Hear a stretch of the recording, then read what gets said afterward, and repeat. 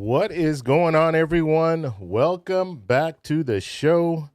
So, we are going to talk a little bit about Social Security today.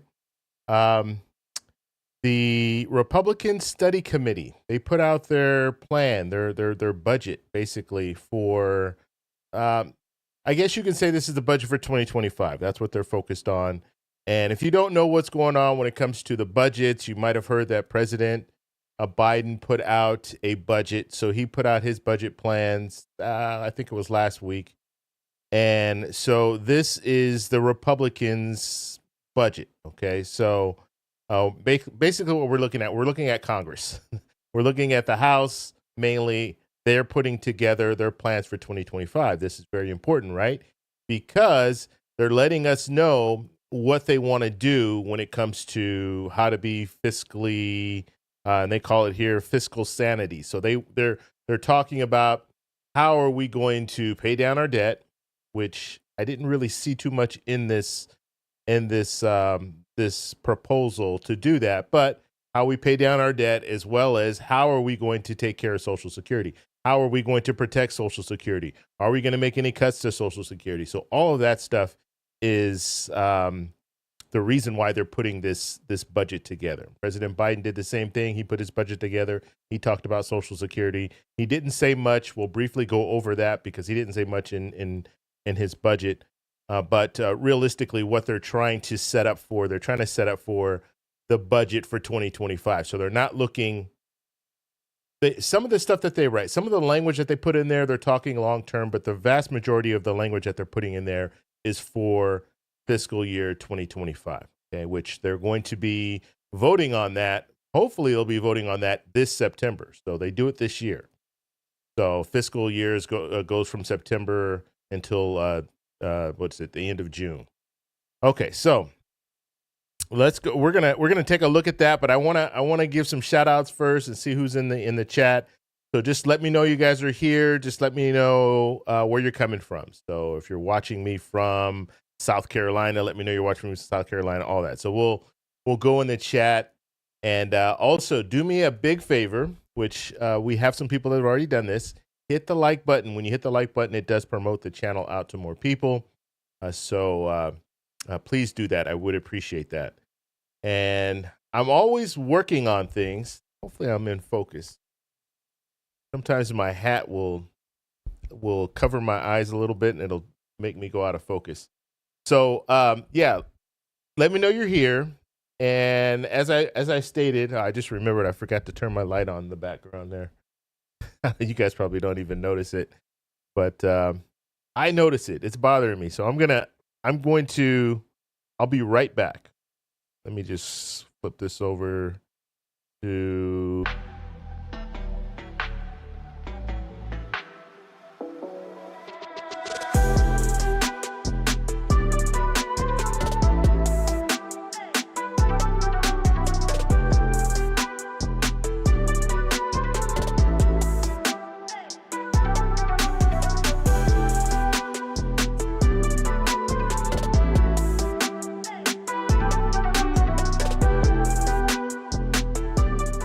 And we're back. So you probably don't even notice, but there's a little light. You see on my cheek there? That's my little hair light. So I wanted to make, I don't have any hair, but I just wanted to make sure that light was on there. It's good for separation. You guys are into the whole studio nerd talk. Okay, so here we got a lot of people in here. We got a lot of people watching from all over. So let me start posting some of these. We'll see where people are coming from here. Debbie is coming in from Florida. Thank you, Debbie, for being here. Linda is coming from, what is that, Maine? Maine, USA? Let's see. Where are we? I just lost my place.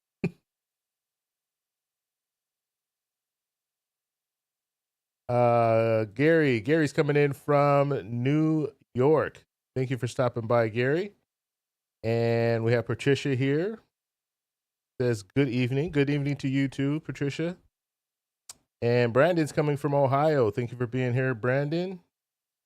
And we have Shelly from California. Shout out to California. You guys don't know I live in California, so anytime I see that, anyone from California is special to me. Shirley coming in from Colorado. Thank you, Shirley. Thank you for being here. I just did a video just today.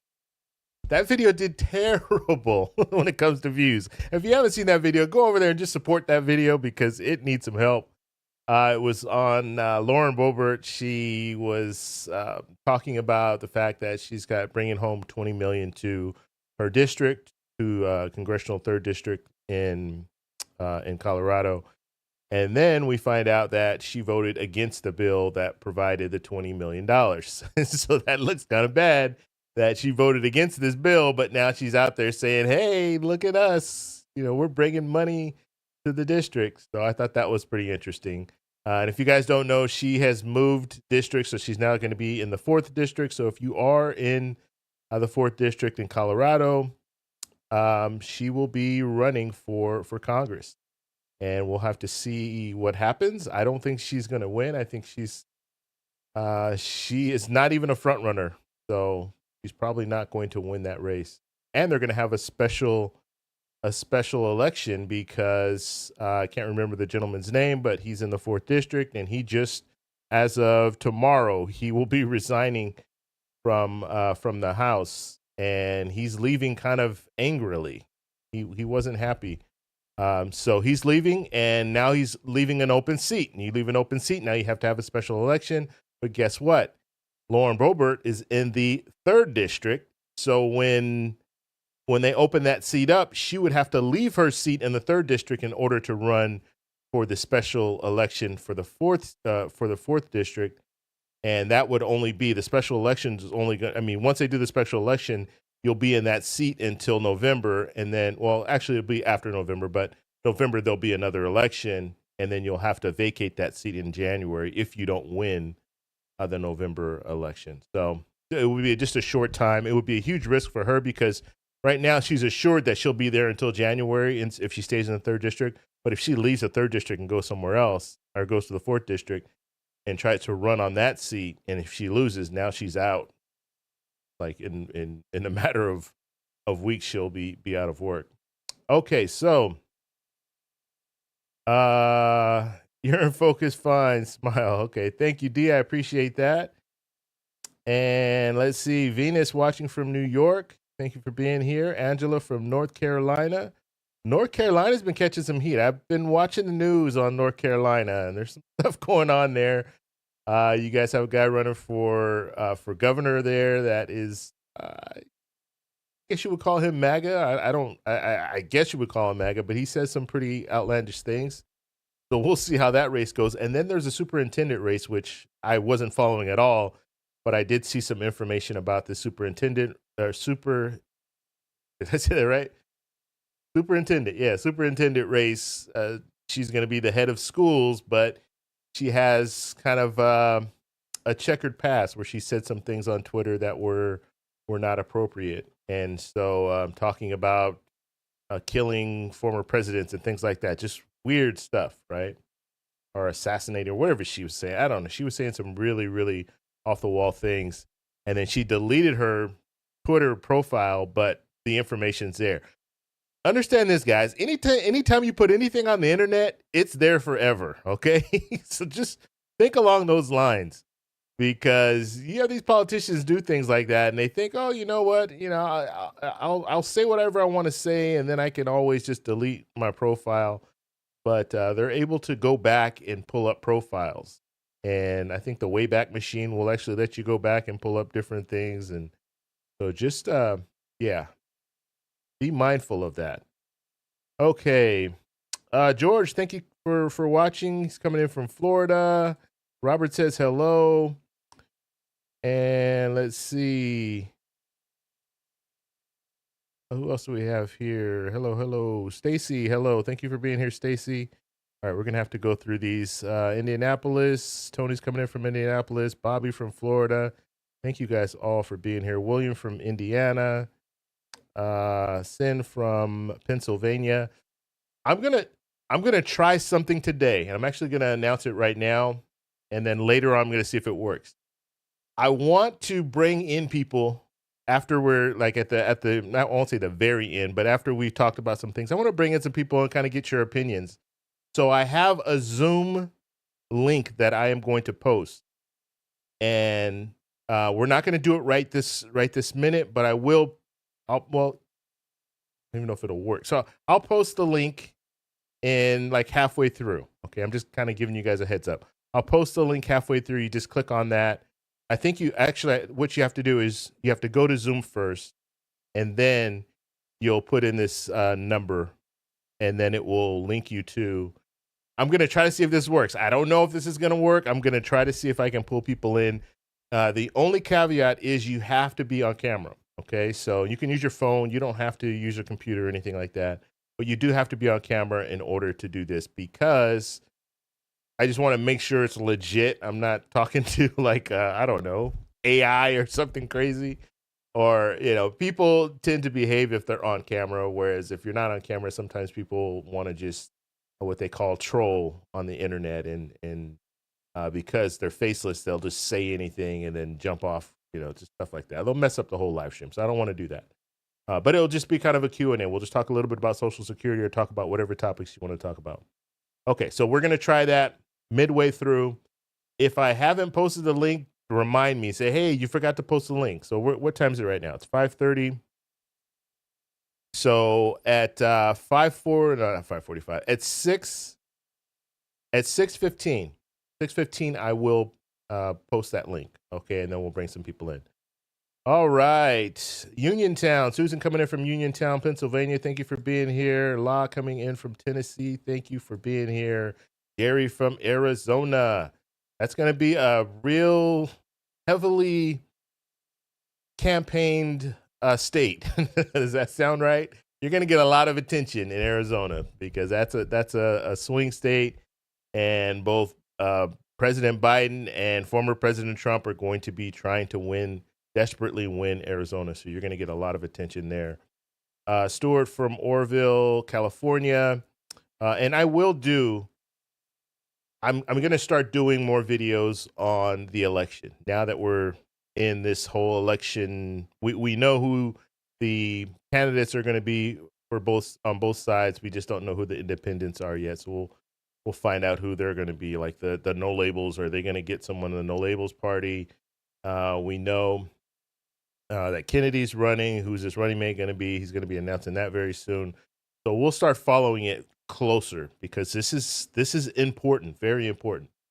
Okay, Nora coming in from Michigan, and we have Pat from Oklahoma, and Lynn from Tulsa, Oklahoma, and Conchada says hello, or Conchada, and West Virginia, Lily coming in from West Virginia. All right, so got a ton of people in the building. I appreciate all your support, and the one way you can show me support is by hitting the like button. That will definitely help out when it comes to the YouTube algorithm. Okay. All right. Let's now I don't want to go over this whole boring proposal, but I do want to show it to you guys, and I do want to go over parts of it because I think it's important that we do this. And I'm mainly going to focus on just certain parts. Okay. Now, if you want to read this in its entirety, what I'll do, I can't post a link right now because I'm on the live stream. But what I'll do is at the end of this, once the live stream is done, just come back and go to the comment section. Go straight to the comment section, and the very, very top of the comments, I'll pin the link to this. So you'll be able to click on it and you can read at your leisure. I don't know how many pages this is, but I know it's a lot. Let's see. Actually, I could see it in the table of contents. So it looks like it's 173 pages. So yeah, it's a lot. It's a big read. So, but the main thing we want to focus on is Social Security, right? So let's get down to there because they do talk about Social Security, and they spend some time talking about it. Okay. I put some highlights in here just because I wanted to make sure I hit some key points here. And I love the title that they put here. It says, and it's just, I don't know, man. this is the war, right? The fight. Let me get this. The fight between who wants to cut Social Security more, the Democrats or the Republicans. And so what they put on here. Now understand this is, and let me before we even start this is a select group. Okay, so I think it's 170 Republicans in the House. What they've done is they had this study committee and they said, okay, how can we make things better for the American people? How can we be more fiscally responsible? And so that's why they're putting this out. Okay. And I think, if I'm not mistaken, they put this out every year. I think this is an every year thing. Now, this doesn't necessarily mean this is what they're going to do, but the good part about this is it gives you an idea of what they want to do.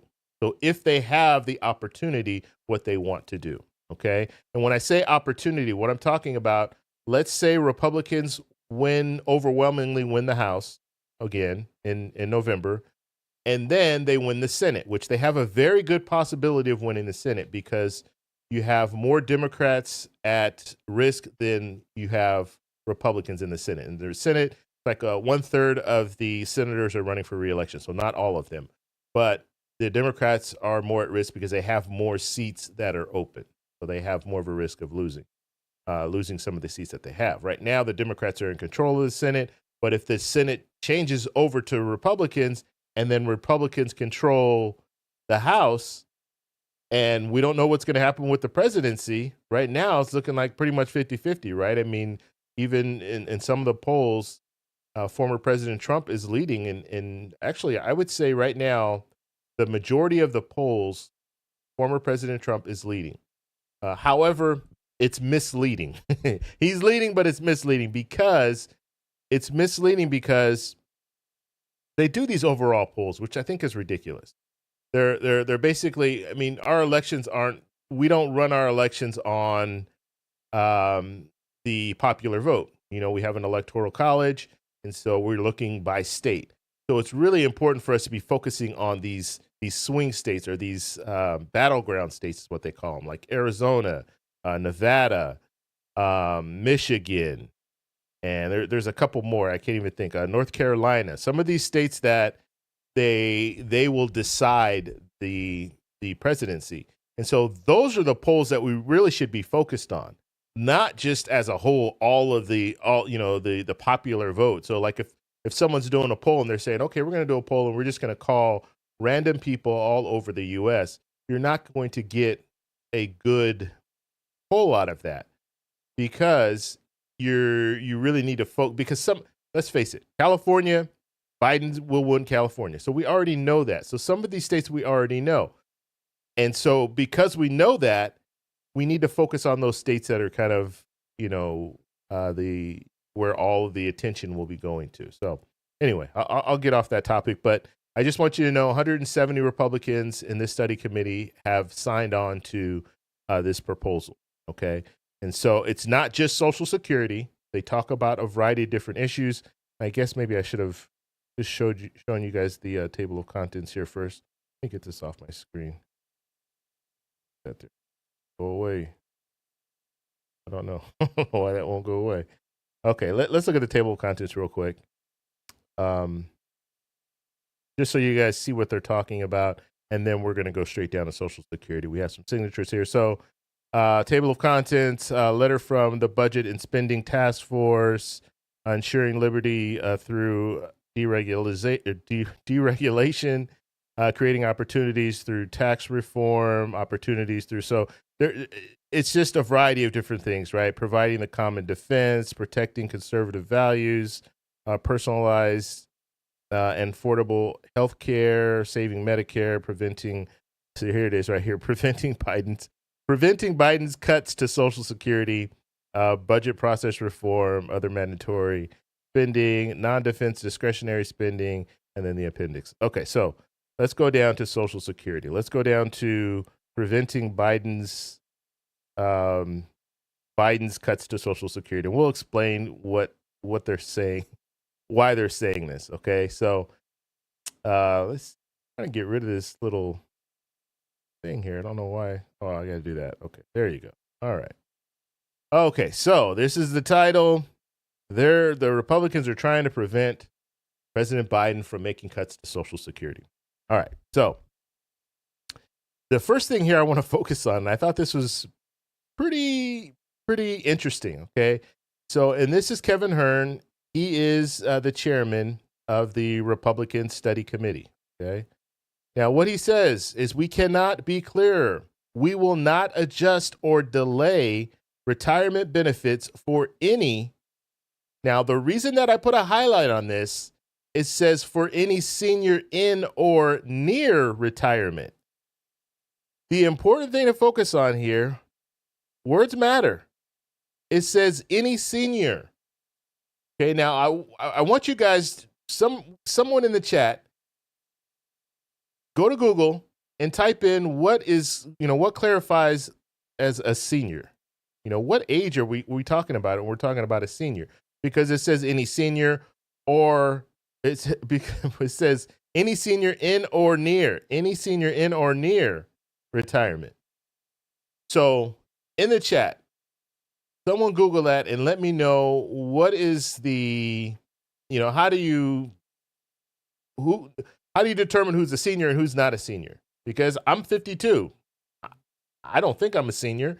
So what does Google say when it comes to a senior? And then we'll talk a little bit about that. But that's important, right? That's very important because if you're talking about, okay, this will not impact people who are currently retired, which I think is good.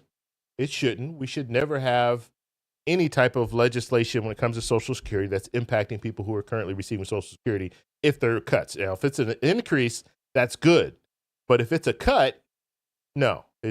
In my opinion, it's not. That's not acceptable. Okay, so R. Rod says 60 plus. Okay, and Bobby says 65.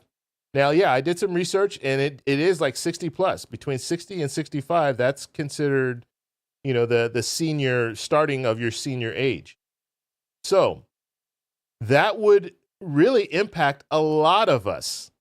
Because if you're saying, okay, we're not going to make cuts, or I won't even say cuts, what they do talk a little bit about some of the things that I consider cuts, and I'll explain to you the reason why. But when it comes down to it, it says will not, let's see, what do we say? Any seniors in or near retirement. Okay, so they're not going to make any changes or adjustments or delays to any of that category. So let's just say we're talking 60 plus. So that means anyone below 60, guess what? If you're 59 right now, if you're 57 and you're thinking 57 is probably a real, a good age to focus on. If you're 57 right now and you're thinking, you know what? All I need to do is work 10 more years and then I'll be able to retire at 67. Guess what? That might not be true. You might not be able to retire at 67 if they start moving that retirement age up. And that is what we're going to look at. That's one of the things that they want to focus on, moving the retirement age up. So if they do move the retirement age up and you're 57 right now, you might have to work a couple extra years. Or if you want to still collect at 67, you're going to collect at 67, but you're going to get reduced benefits. And so that is, that should be an eye opener to the Gen Xers. And I've been talking about this for a while. When it comes to Gen Xers, we need to pay attention because this is going to impact us. If they can get their way and make these adjustments, this is going to impact Gen Xers the most. Okay, most people who are retired already, the hope is that they're not going to see a huge impact, but some of the stuff that they talk about in here, they will see an impact. Okay, and when I say they, I'm talking about the people who are currently receiving benefits, and I'll explain to you the reason for that. Okay, so this is the chairman. This is the chairman that said this. That's his quote. Okay, and this is interesting too. I just put here, in a matter of years, President Biden's plan would slash Social Security benefits. Okay, in a matter of years. So we already know in 9 years. If nothing is done, the trust fund will be depleted. When the trust fund is depleted, we're going to be looking at cuts of about 23%. Okay? We know that. And so who is that going to impact the most? I mean, it will impact people who are currently receiving benefits if nothing's done. We're talking about if nothing's done. It'll impact the people who are currently receiving benefits, and it might mean that you have to extend your, or it might mean that people who are Gen Xers might not be able to retire when they want to retire because they're going to see, if you see a cut, a 23% cut, you might say, well, I can't afford to see a 23% cut, so I'm going to have to continue working. Okay. All right. So this first part here, and I'm going to kind of just briefly go over some of this stuff. I don't want to read the whole thing, but they're basically talking about the trust fund, and they're talking about just what we were talking about when it comes to in 2023 or 2033, we're going to see a 23% cut if nothing is done. And what they're accusing Biden of doing right now is they're accusing him of not putting forward a plan that will pass, is what they're saying. Okay. They're not saying that he's not putting forward a plan, but a realistic plan. And he's not coming to the table and sitting down with them and negotiating a plan. Now, if you guys follow my channel, you know that I talk a lot about Social Security, and I talk a lot about these different proposals that are out there right now. Representative Larson has the Social Security 2100 Act. That plan right there is something that President Biden likes. Now, President Biden hasn't, I don't know why he hasn't been more aggressively campaigning on the Social Security 2100 Act because it meets his criteria, and his criteria is we're not going to raise taxes on anyone making $400,000 or less. So it meets that criteria, and it has an increase across the board for people receiving Social Security benefits. And then it also will help people who are living below the poverty line, get them to 125% of the poverty line. So it has some really good things in there. It gets rid of WEP and GPO. So it has, and WEP and GPO is something that I'm really interested in because I'm currently receiving a pension. Now, once I get to the point, and I still, I have a business right now, so I'm still paying the payroll contribution. But once I hit my points, because I haven't hit my points yet, because I've been working, I was paying into a pension for my whole career. So I wasn't paying into Social Security. And so now I'm paying into Social Security with my business. And once I hit those points, I could see a reduction of my Social Security benefits when I get to the age to collect because I'm receiving a pension. So getting rid of the WEP and GPO, that would mean that I would be able to get the full amount. So whatever I won't even say whatever I put in, but if I put in whatever amount that I'm putting in, I'm going to at least get what everyone else would get that put in the same amount. If that makes sense. Okay. So that's basically what they're talking about here. So that's all. They're pretty much just going after President Biden and saying, look, he doesn't have a realistic plan, and because he doesn't have a realistic plan, we're going to see a cut in Social Security benefits, 23%. And so, moving here, they talk a little bit more, and hopefully this is, let me make this a little larger.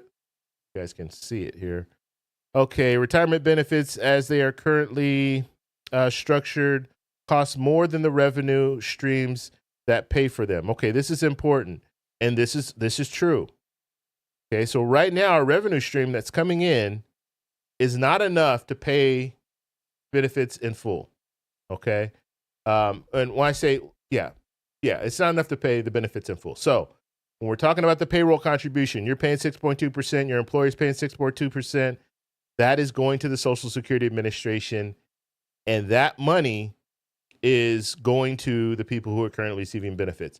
And then they're also pulling from the trust fund, this trust fund here, this OASI. Okay, so they're pulling from that trust fund. They need extra money to pull from. I mean, they need to pull extra money from the trust fund in order to pay out benefits at 100%. Okay, so just the payroll contribution is not enough. And so, yes, we're slowly bleeding. That is true. We're slowly drawing down on the trust fund. And once that trust fund is depleted, they're saying 9 years, that's when we're going to see this 23% cut. Okay. So ignoring this fact, as the Biden administration and congressional Democrats have, will lead to the largest across the board cuts to current Social Security retirement beneficiaries in history. Okay. So what they're saying is they're blaming it all on the Democrats. Democrats, you're ignoring this. This is the reason why we're going to see the 23% cut. Now, I will tell you, when it comes to reform proposals that are out there, and like I said, I've been doing a lot of research. I've been putting out videos showing you guys the different proposals that are out there. When it comes to the proposals that are out there, the vast majority of the proposals that have been announced or that have been introduced, I should say, are coming from Democrats. Okay? Very few Republicans are really, and I'm talking about reform of Social Security. I'm not just talking about, okay, well, we'll look at the, double taxation. I always lose this screen. I don't know why. When we're looking at the double taxation, different things like that, I'm not talking about that. I'm talking about the complete reform of Social Security, so we'll have it for another 75 years. You have very few Republican proposals that are out there right now that address that. Okay, I know Senator Cassidy has his proposal. I've gone over his proposal. I just talked about it a couple of days ago, and his proposal is probably the riskiest of any of the proposals that are out there. Senator Cassidy is a Republican. He put together this bipartisan group of senators, or he got together with this bipartisan group of senators, and they put out this proposal. And their proposal, they want to take $1.5 trillion and invest it in the stock market. The problem is, where are you getting the $1.5 trillion? We don't have that money. And so basically, you're going to borrow $1.5 trillion to put it in the stock market and hope that you get good returns. If you get good returns, then that's going to help Social Security. But it's a huge risk. You're putting it in the stock market. The stock market can go down. Even if it temporarily goes down, you're going to have to be paying interest on that $1.5 trillion. So you're going to be bleeding wherever that money is going to come from. And obviously, it's going to come from us. But you're going to be paying all that money into the loans that you took out to get this $1.5 trillion. Very, very risky situation. Okay, so the vast majority of the reform proposals that are out there, and I would say Representative Larson's Social Security 2100 Act is probably the most popular. He's been speaking a lot about this all year. Starting in January, they were doing holding hearings and speaking on the House floor and talking about this proposal. And that's probably the most realistic proposal out there right now. It has a realistic possibility of passing. Okay, so it's interesting just to read this and see that the blame is on the Democrats. And they're the reason why we're going to see this 23% cut. According to this, now understand this is coming from Republicans, but I just want to set the stage for you so you guys understand what they're talking about here. And they don't have they haven't put a proposal. This that they're talking about right now, we don't have, who was it? Who did I say it was? Hearn, or I can't remember. It was Kevin Hearn. I think it was Kevin Hearn. So he hasn't put this proposal out, to my knowledge. He hasn't introduced this to the House. So he could easily introduce this into a committee, and they can start working on it. But I don't know that that's the case at this point. Okay, and we'll get to what they really want to do. Okay, so what else are they saying here? 2025 budget, President Biden vaguely advocates. Okay, so now I read the budget. Okay, now they're basically talking about President Biden vaguely advocates for increasing taxes on high-income Americans. So I don't like this coming from President Biden. I don't like the fact that he is not stepping out and saying, look, I support the Social Security 2100 Act, or I support a $200 raise for Social Security, Senator Bernie Sanders' plan, or some of the other proposals that are out there. What is it? You earn it, you keep it. I wouldn't necessarily call that a reform. That does help, but I don't think it's an overall reform. I'd have to look more into that proposal. I haven't really talked too much about it. I did show you guys a video clip of the representative who put together this proposal, but I don't know too much about will it extend the Social Security program. But I know the Social Security 2100 Act would do it. I know Bernie Sanders' plan would do it, and those are probably the most popular ones right now when it comes to the average American has heard about the $200 raise for Social Security, or they've heard about Senator Larson's plan. So I don't like that President Biden is not getting out in front of this. He's just kind of, he's kind of there. He's saying, "Oh yeah, I support," and that's what they're saying here. So the increasing of taxes for high income earners, basically what he's saying, people making 400,000 or more will have to pay more. They're going to have to not pay more. Well, they will be paying more, but they're going to be paying into the payroll contribution again. The way that things work right now, and I believe they explain this here, but I'll just tell you guys so we don't have to read this read this whole thing. But the way that things work right now, anyone making 168,600 no longer has to pay into the payroll contribution. Okay, so if you make less than that, your whole paycheck, you're paying that 6.2%. Okay, and your employer is matching the 6.2%. Once you get over 168,600, you no longer have to pay into the payroll contribution. Okay, so and a lot of this has to do with the fact that you max out. When it comes to Social Security benefits, you're going to max out at that point. You're not going to be able to receive more in Social Security benefits at that point. And so what you're hearing a lot of lawmakers say is, I won't say a lot, but you're hearing Representative Larson, Bernie Sanders, he wants to raise taxes on people earning $250,000 or more. Representative Larson saying $400,000 or more. Now, President Biden put out a pledge or put out a promise that he's not going to raise taxes on people making $400,000 or less. And so that's why the Representative Larson's plan is a little more popular because they know already that President Biden will not go for a $250,000 or more. He's not going to go for that tax because that would break his promise. Okay, so what they want to do, if you're making over 100, well, put it this way, they're going to have a donut. That's what they'll have. So just think of it this way: if you make 168,600 to 400,000, you still don't have to pay into the payroll tax. All right, the payroll, I should call it the payroll contribution. That's what it is. You don't have to pay into the payroll contribution, but once you get over that amount, then you're going to have to pay into the payroll contribution. So there'll still be a gap. So even if you get to that point where you make 168,600, you make more than that, as long as you don't make 400,000, you don't have to pay into the payroll contribution.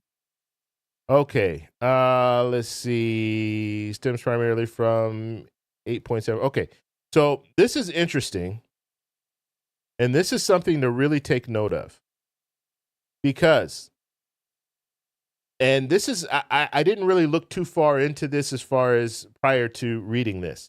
But basically what they're saying here, they're talking about the COLA increases, okay?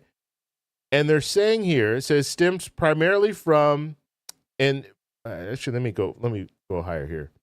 As noted in the most recent CBO budget and economic outlook, the faster than anticipated depletion of the trust fund stems primarily from the 8.7% COLA, okay? So that was that COLA that you received, in 2023. And then they're saying the 3.2% COLA that you received in January of 2024. They're saying that is what is depleting the trust fund much faster. They are correct. That is true. When you have higher inflation and you're looking at the cost of living adjustments, they're going to be higher, which means that the trust fund is going to be depleted faster because you have to pay that 8.7% increase, the 3.2% increase. What was the other one? What was it? Was it 5.7? What was the 5.3? What, I can't remember the one before that, 2022. It was 5 something. So when you're paying when the COLA is, when inflation is higher, then they're going to have to, the COLA adjustments are going to be higher. Now, I disagree with what they're right, but I disagree with what they're saying, because what they're saying here is that we need to make adjustments. We need to make adjustments to the cost of living adjustment. Okay. And and I think is it right here? Let's see, blah, blah, blah. Okay. This is what I wanted to focus on. A major part of the problem is the structure, and this is where we're reading right here so you guys can follow along. A major part of the problem is the structure of Social Security cost of living adjustment, COLA, which determines annual benefit adjustments. As inflation increases, COLA automatically adjusts without congressional approval. Okay? They don't like that. They don't like the fact that we have COLA that automatically adjusts.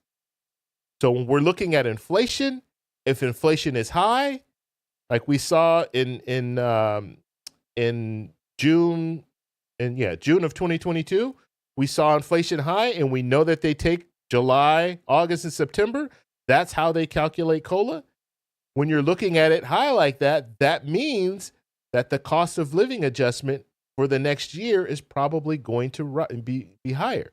And so that's why we saw that 8.7%.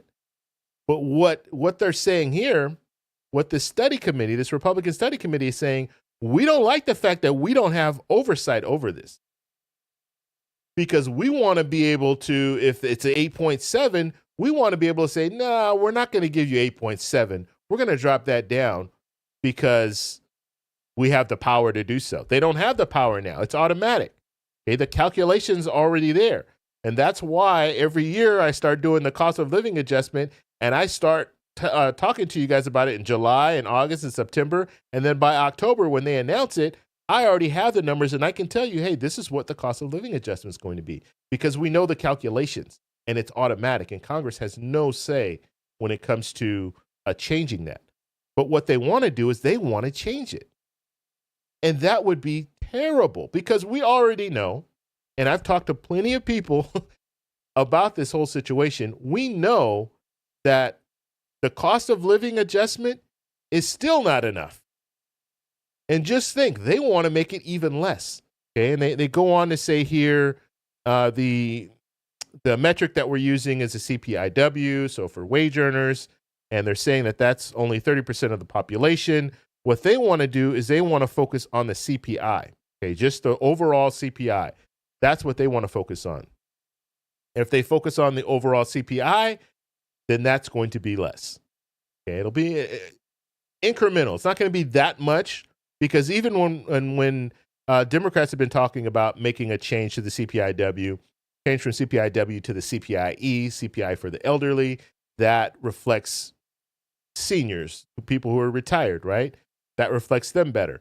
That might give you maybe a slight uptick. It just depends. It's not going to be a drastic change, but nonetheless, they want to make a change. So Republicans are looking for just, let's go to the CPI, which would be a little bit less, or we'll just say in the last couple of years, it would have been a little bit less, or the CPIE, which Democrats are saying CPIE because elderly people, we're looking at, they weigh different categories more heavily. Healthcare is weighed more heavily for the CPIE, for the elderly. So that's one thing. But the most important thing that I want you to get out of, you don't get anything else out of this whole discussion that we're having right now. What you need to focus on is this right here. Without congressional approval, that's what you need to focus on. Because as soon as you let Congress get their hands on being able to control what COLA looks like for the next year, that is dangerous. Okay, you see what's going on with the budget. Okay, finally they're able to get together. And how long did it take? For September 30th of 2023 is when they should have had the budget done. When did they have the budget? Tomorrow, hopefully we won't have any issues. Tomorrow, we won't see a government shutdown. So we waited until March in order for them to put a budget together. March. That's how long it took. September 30th was the deadline date. And they just continued, and now we're looking at March. So could you imagine how horrible it would be if we were in a situation where COLA was like that? Where we had that same thing we're talking about here. Congress has to approve the COLA. So we would be waiting, and they would be trying to, bring it down lower than what, it would just be an absolute disaster. So this is one thing that they think that they should be able to play a role in. And the whole reason for that is because if the cost of living adjustment is high one year, then that will deplete the trust fund much faster.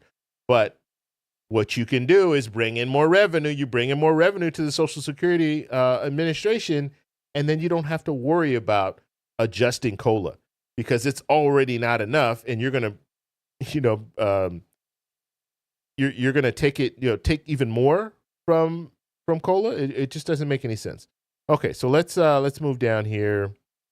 And let's see, claim Republicans slash benefits current retirees. Okay, so President Biden, and we're right. Oh, press that out here. And it says President Biden is using scare tactics to falsely claim Republicans will slash benefits for current retirees. Okay, so they're saying that President Biden is fear tactics. He's saying that they're going to slash it for current retirees. What did we just talk about? We just talked about COLA. That is slashing benefits. If you allow Congress to approve COLA, and you don't make it an automatic thing, because the reason why they want to approve it is because they want to cut it. That's the reason why they want to approve it. They want to be able to have that check. So if it's an 8.7% COLA increase, oh no, we're not going to do 8.6 because they already explained to us in this proposal that 8.7 and the 3.2, those two cost of living adjustments, that is the reason why the trust fund is being depleted faster. They've already told us that. So if we're seeing another high cost of living adjustment, guess what? And if Congress has the approval to be able to, or the authority to be able to make changes, then they're going to cut it. They're telling you that. And so that is not a fear tactic. This is not a fear tactic. Saying President Biden is using scare tactics to falsely claim Republicans will slash benefits for current retirees. Guess what? That's a slash of benefits. If you're cutting COLA, that's a slash of benefits. Because if they should get 8.7 and they don't get 8.7, they get 6% or whatever, I'm just saying, you're slashing benefits. Okay? It might not be a huge amount, but it could be $50 or $60 that you're taking from people who are receiving Social Security benefits just because Congress has that authority. Okay. Now, let me be clear. Congress doesn't have the authority right now. They can't do that right now. And hopefully they will never get that authority. Hopefully it will remain the same where it's automatic and Congress doesn't have any insight. But they do want to do that. And that's why they're explaining that here. Okay, Biden voted to raise the retirement age to, okay, so, and this is very important, okay? And this is what you'll hear. You're going to hear Republicans say this. And when it comes to Social Security, this shouldn't be a Republican-Democratic thing, okay? It shouldn't be. Both Democrats and Republicans receive Social Security, okay, across the board, right? But they have different ways of reforming Social Security, okay? They have different ideas. And I will have to admit that the ideas that are coming from the Republican side, in my opinion, they're just not one. Some of the proposals that I've seen will not do it alone, so they're going to need to do more. And when it comes to hurting the average person, hurting people who are currently receiving Social Security benefits, their proposals will hurt us more than what the Democrats are putting out there. Okay? Because the Democrats are more focused on, okay, look, we have this payroll contribution. We have people who are making $400,000 or more. They need to pay their fair share. That is not going to impact the average American. But if you raise the full retirement age, guess what? That is going to impact the average American. Okay? Pretty much every American, if you think about it. I mean, rich people who don't need Social Security, it's not going to impact them because they'll be able to retire whenever they want. But someone who needs Social Security in order to retire, and I'm not saying they need it 100%, but even if they need it 30% or 40%, that's a huge chunk. So if you've saved up saved up money, you have your retirement plan set up and all of that, and you get to that point where you start thinking, okay, I want to retire. I'm 67 and I'm going to retire with my retirement benefits, and then I need that Social Security to offset it. And you're not going to be able to get that Social Security, or that Social Security will be reduced. You're not going to be able to retire. Okay, so information here they're talking about is the fact that Biden, now they had to go back to 1983, okay? So in 1983, that was the last time they had any type of reform for Social Security. Biden did vote for the reform that they did back then, and that is when they raised the retirement age from 65 to 67, okay? And then they did some other things here. Let's see. Biden voted to raise the retirement age to 65, 67, tax Social Security benefits for the first time, and delay cost of living adjustment to preserve the solvency of the trust fund. Okay? So those are the things that they did back in 1983. They did another study committee that they put together in order to do that. Okay? Now those are some of these are cuts, okay? Raising the full retirement age is a cut. Every year that you raise the full retirement age is about a 7% cut. So that's what they did back then. Now, does Biden still want to raise the full retirement age? We're talking current now, right? No. He has indicated that he does not want to raise the full retirement age. So they're using this, and when I say they, I'm talking about the Republican Study Committee. They're using this to say, look, this is what Biden supported before. This is what we need to have on the table now. This is where we should be negotiating from, is basically what they're saying. Okay. And so look, put it this way. They're not opposed to raising the full retirement age. They're not opposed to some of the other stuff here. They're not opposed to the cost of living adjustment. Okay. The delaying of that. They're not opposed to this stuff. They're just saying, look, he was in favor of that back in 1983. Granted, that was 51 years ago, but he was in favor of it back then. So let's talk about it. Talk about it now. Okay. All right, we're coming to the very end here. Okay, I know there was a lot to read here. That's why I wanted to kind of briefly go over it. So yeah, this is here the Bowles and Simpson commission that they're talking about here was another commission that they put together, and this was back in the Clinton administration. Now, this is really, there's no real reason to talk about this, but they just put this on here. And the main reason there's no reason to talk about this is it didn't go anywhere. But all they're saying here is if they put this commission together back then, and if they gradually indexed the age, so if they gradually moved the age up from 67 to wherever, then we wouldn't be in the situation that we're in right now. That's all they're saying. We wouldn't be looking at this 23% across the board cut. But that was 20 years ago.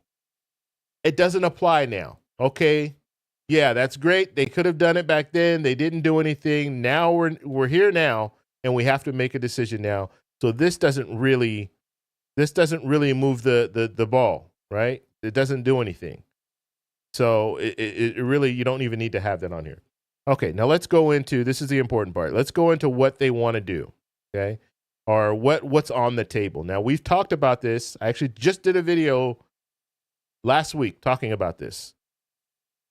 Funding transfer. So this is it right here. So in the coming years, Congress and the president will be forced to address the insolvency of Social Security to avoid bankruptcy, okay? And they said, and president.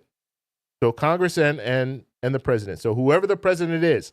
And that's why I'm saying that it's so crucial that we know who we're voting for and that we vote and think about this president, whoever it is, this president, the next president, and the next president after that. We only have really 3 presidential cycles left before something will be done when it comes to Social Security. So it's very important that we focus on the presidency and we focus on Congress, because we don't have that much more time before they're going to have to actually put some type of proposal together and pass it. Okay. So they're saying we'll be forced to address the solvency of Social Security to avoid bankruptcy and historic cuts for seniors. while there are many possibilities, broadly speaking, there are three general policy options. Okay, and that's what they're going to talk about here. That will be debated to preserve Social Security program. All right, so the first one here, and I don't really think this one applies, to be honest with you. So funding transfers from the general fund. So basically what they're saying, and I'm not going to read the whole thing because it doesn't, I don't hear lawmakers talking about this. And I don't even know why they put this in here. I think this is one of those things they couldn't just put one, they couldn't just put two, so they wanted to put three, and they just kind of added this. It doesn't really make sense. So anyway, the funding, well, actually, let me go over the three, and then we'll talk about it. So tax increases. So we've heard that. Democrats are talking about that. And then program savings. So we'll talk about that. But when it comes to funding, when it comes to this top one here,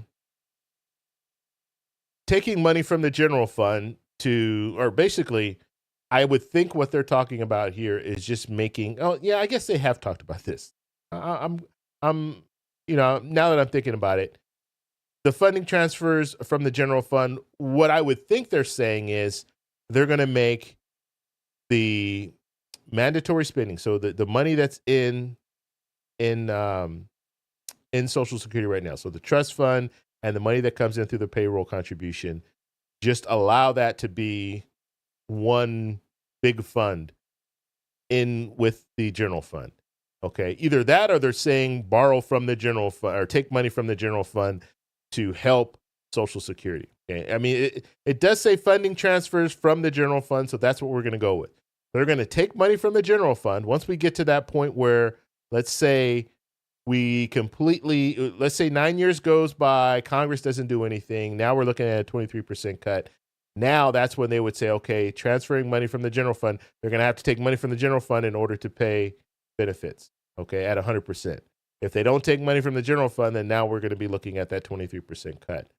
But that's going to run our debt up, okay? So our national debt will skyrocket as a result of that, okay? So technically, I guess you could say you do have some lawmakers that don't want to do anything. And so if that were the case, then we'll be looking at that as an option.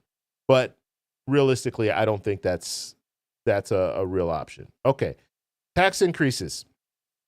So we'll move down here because they're explaining everything here. So we all know when it comes to tax increases, and I was already telling you guys 168,600.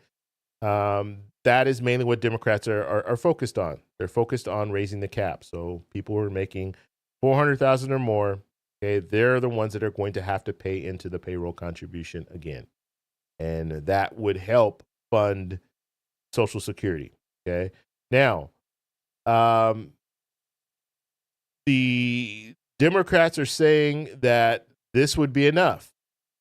The people making 400,000 or more, if they have to pay into the payroll contribution, that would be enough to prolong the program for another, I think they're saying like 75 years. Okay, now understand this. Back in 1983, they made the reforms, and looking at, I mean, it should last about 65 years, right? So from 83 until 9 years from now. So it lasted for a while, but doing this with the raising, people making 400,000 or more have to pay into the payroll contribution. Will that last for another 75 years? That's what Democrats are saying it will, and they're saying in this information here, they're saying it wouldn't. Okay, and so there's a discrepancy there. All right, so they are against this. So let me I just want to put some X's here so the first one here, the transfers, taking money from the general fund, the Republican Study Committee, they're against that, and they're against the tax hikes. Okay, so what do they want to do? How are they going to reform Social Security? And this is it. So one of the things they want to do, and this is the program savings is what they're calling this. And one of the things they want to do is, let's see. Okay, okay, here it is right here. I had to find it. Okay, so this is what they want to do. They want to modestly So modest changes to the primary insurance amount. So that's kind of the calculation. I'm not going to get into all the details when it comes to that, but they want to make some changes to that. And that would, what I'm hearing a lot, they've been talking about this in this proposal where they want to, people who are making more, and I agree with this, people who are making more, receiving more in Social Security benefits, they're going to reduce those benefits and then increase the benefits for people who are at the lower end. Okay, so kind of, balance it a little bit better. And they're also talking about the calculations too. So the calculations of when you can retire and how much you can receive. They're talking about making changes to that as well. Okay, that's the first thing. And then we would also make modest adjustments to the retirement. What? The retirement age. Okay, accounting for the increases to account for increases in life expectancy.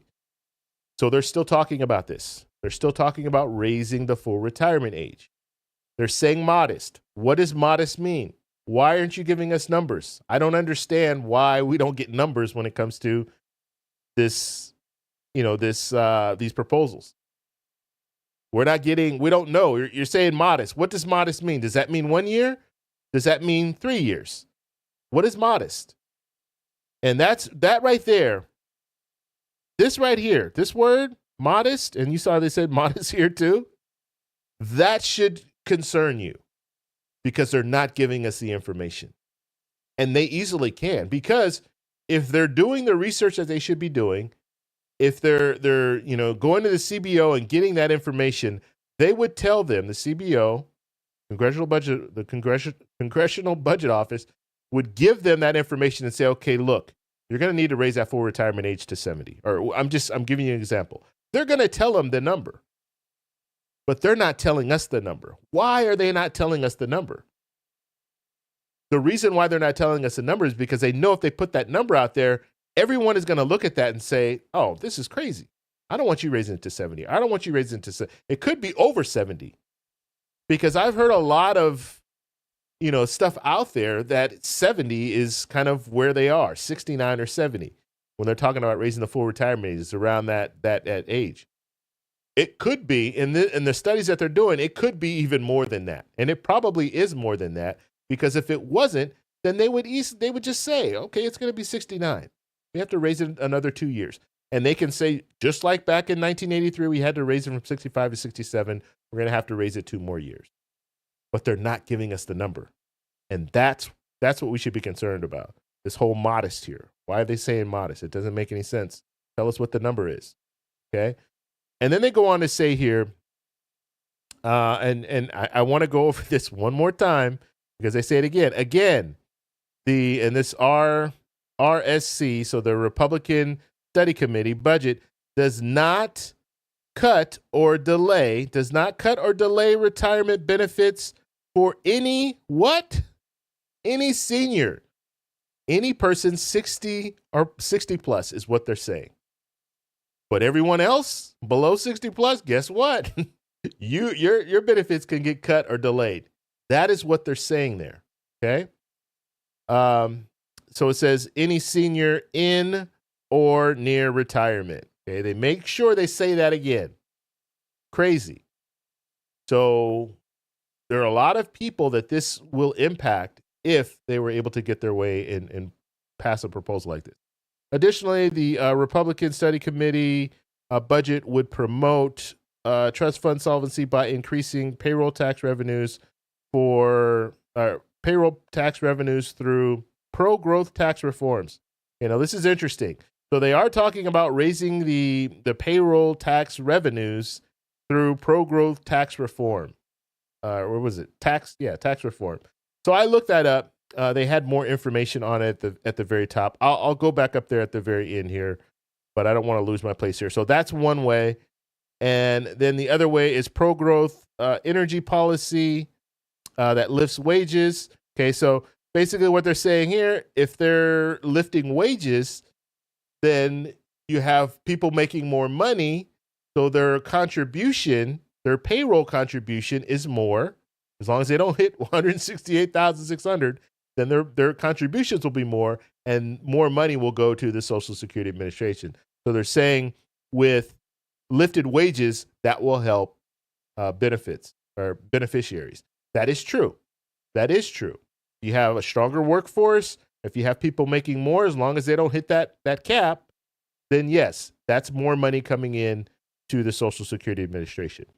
But that is a huge, I won't say a huge gamble, but that is something that we can't anticipate that, okay? You have to have corporations come on board and say, yes, okay, we're going to do this. We're going to raise wages. We're going to do all that stuff. You have to have that. If you don't have that, then it's not going to work. And it's going to take time for that to develop. Okay, it's not something that's going to be an overnight thing. And then they go on to say work requirements that move Americans from welfare to work. Okay, so welfare to work programs. So you have more people, just like we were saying, you have more people in the workforce, more people paying in the payroll contribution, more money going to the Social Security Administration to pay out benefits. And then regulatory reforms that increase economic growth. So basically what they're saying is if we have a good economy, it's going to help when it comes to Social Security benefits. I agree with that. However, that in itself is not going to reform Social Security. You need more. And you can't just rely on, the economy's doing well, so that means that, that we'll be able to, extend Social Security out another 75 years. That in itself is not going to be enough. And they know this. And this is a huge risk because you can say, yes, we're going to do all of these things, or we're going to push companies to do all of these, because the companies are what's going to, they're going to determine this. And so it's I don't know. It's a huge risk. Okay. It's not a guarantee. And that's why when you like it or not, when you're talking about raising the cap on people, the high income earners, guess what? That's a guarantee. If they vote on that and they pass it, that is a guarantee. That is going to happen, right? Because if they raise it, if they change the law and it raises it, then wealthy people are not really going to, well, I won't say that. I shouldn't say that. I was going to say wealthy people are not going to have an option. Wealthy people always have options because they have accountants and they will find ways to not have to pay. But that's up to the IRS to figure out, okay, is this legal or what they're doing, or is it not legal? So, that's a bridge that you'll have to cross. Yeah, a bridge that you'll have to cross when you get to that point. But that is something that is they could pass the law, and that would start collecting that revenue immediately. Okay, that money would start coming in immediately because people will be paying into the payroll tax, and with their earnings. So it's the reason the way that big or wealthy people might be able to get away with it is they would have to reduce the amount of money that they're showing as their salary, and then have money in investments, I guess, or whatever. If they go after the investments, which I think Senator Larson's plan does have some stipulations in there where they will go after investments and things like that. So there's some stuff that would need to be done. But what I'm saying is it would be immediate. So if you make $400,000 or more immediately, if they pass it this month in April, when you start getting your paycheck, that 6.2% would start showing up if you're making more than $400,000. Okay, that's all I'm saying. Okay, and that money immediately will be going to the Social Security Administration to help pay out benefits and to help get us back on track. Okay. So I told you I want to just go over this really briefly. This is that top portion there, following the American. So this is America's first tax reforms will produce more investment in America with along. Whoa, God, butchering this. Hold on a second. The following America First tax reform will produce more investment in America along with more jobs and higher wages. Okay, so that's what they're saying, more jobs, higher wages, that's all going to help overall help bring in more revenue. Now, looking at this, and believe it or not, they're saying this Republican study committee budget would cut taxes by nearly $5.5 trillion. So they're talking about cutting taxes. For who? Guess who? Middle class? Working class? Poor? No, come on now. Cut taxes for the rich, and that will help the economy, okay? It will have, what do they call it, pro-growth effects. These tax reductions would result in $566 billion in additional revenue.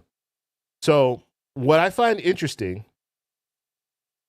is they're using this saying that this is going to help when it comes to Social Security. But this is going to help overall, right? This $566 billion, that is overall. That's for and this is their estimate here. That's for everything. So if we give tax cuts to the wealthy, then we're going to be in a situation where we'll be able to bring in $566 billion. That $566 billion is then going to need to be distributed to wherever they need to distribute it to, okay? So that in itself will not help Social Security. I mean, it'll help it a little bit, but it's not going to reform Social Security. And the economy needs to be booming. All of these things need to happen. You need to see the pro-growth. You need to see all of that, because if you don't, you're investing $5.5 trillion, or you're well, I shouldn't say investing. You're doing tax cuts of over $5.5 trillion. So you could be getting $5.5 trillion. Just think of it that way. But you're doing the tax cut so people don't have to pay that $5.5 trillion. And you're hoping that the rich will trickle down. You know, the rich will get our economy going, and then we'll be able to bring in revenue of $566 billion. We saw this in 2017. They had President Trump had the tax cuts for the wealthy, right? What happened with that? That ends up adding, I think it was like $2 trillion to our debt. It actually added to our debt. But the argument was back then that, no, this isn't going to add to the debt. We're going to make these cuts, but this is going to stimulate our economy, and this is going to, we're going to be booming, so it's not going to add to our debt at all. It's going to pay for itself. That's what they say. It didn't. Okay, so there's no guarantee here with this little plan that they're talking about here. Okay, so I talked a lot. What are you guys saying in the chat?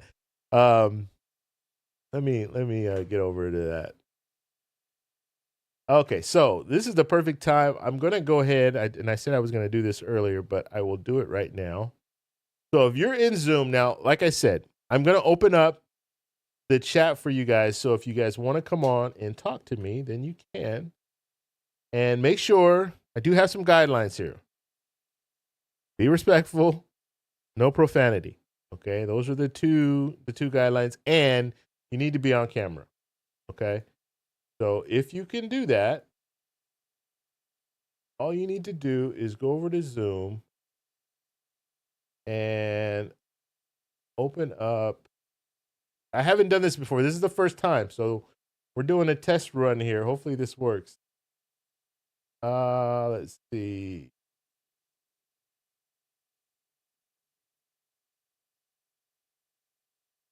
So if you go to Zoom and you put in this number here, it should bring you over to the meeting that I have set up. And like I said, this is the first time I've ever done this, so we're gonna test it out and see if it works. But as we're doing that, we'll talk a little bit about things going. We'll talk a little bit about what I talked about. Okay. Let's see. So yeah, so all you need to do is go over to Zoom and then put in those numbers, and that's the meeting. And then I'll have to see how. I don't even know how I bring everything up or anything, so we'll see. Just gonna try it. What I want to do, and this just so you guys know what I want to do for the future, is I do want to have more of a interaction where you guys are coming in and we're talking and we can kind of go back and forth. And we'll do that kind of like at the end of the chat. I'm thinking about that, and I'm also thinking about maybe just doing like a call in, having like a call in where you guys can call in a number and then we can talk that way. So you don't have to be on camera. I understand being on camera, it's not for everyone, but you can use your phone and anything like that. But just make sure you have your phone like steady. So if it keeps moving around, that'll make me dizzy. Okay, so let's see what you guys are talking about here in the chat. I know I talked an awful long time, and I appreciate you guys listening to all that. But the bottom line, when it comes to this whole situation with this proposal, it will have some impact on people right away. It will, absolutely. Even though they're saying it wouldn't or it won't, it will if you're trying to do something about COLA. If you're trying to address COLA, that's going to impact people right away. And so we definitely don't want to see that. And so by them saying, no, it's not going to impact you right away, no, that's not true. Okay, let's bring the chat open here. Mo is coming in from South. What's that? Oh, South America. Okay, where in South America are you, Mo? If you're still in the chat, you guys know I love South America. I go to Colombia often. So yeah, let me know, Mo, where you're watching from. Let's see who Lutherio Giles, watching from Washington State. I don't know how to say your name there. I'm sorry, Lutherio. Okay, let's get down to. You mean fiscal insanity? That's pretty funny, yeah. Yeah. Oh man. Clearly, Larson's plan is the best one out there.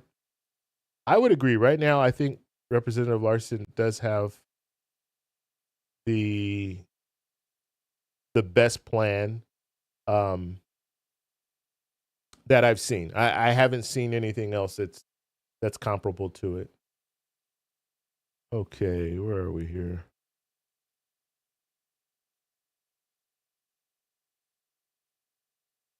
Linda coming in from North Carolina. Hickory, North Carolina. Biden County. Is it really Biden County? North Carolina.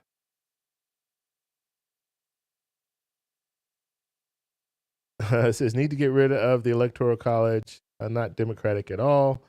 Yeah, that's something that people have talked about, that getting rid of the Electoral College. So it's just a popular vote. And there's some arguments against, or there's some arguments for that. Let's see, Jaime saying I mostly vote in the general election. Then we have the 60 plus. So senior 60 plus.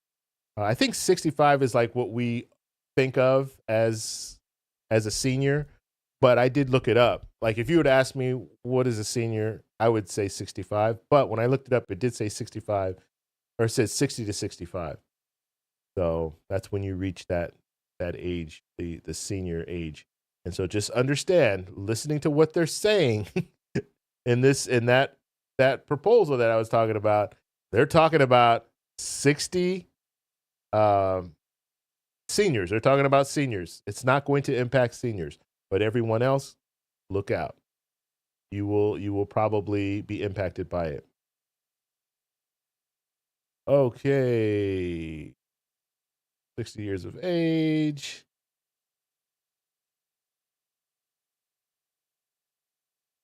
All right.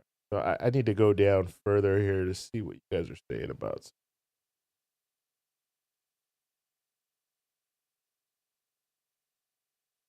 All right. And Rod is saying, where did Cassie dream up this plan? I don't know, and I don't know how the plan would work. And I talked about it already, but the $1.5 trillion, we're just going to pull that out of the air, and we're going to invest that money, and we're all going to be rich, and we'll all live happy retirement with loads of money. But that's the best case scenario. The worst case scenario is it doesn't go well and we lose a lot of money, and now we're paying off interest, and yeah, it just won't get any better. Let's see.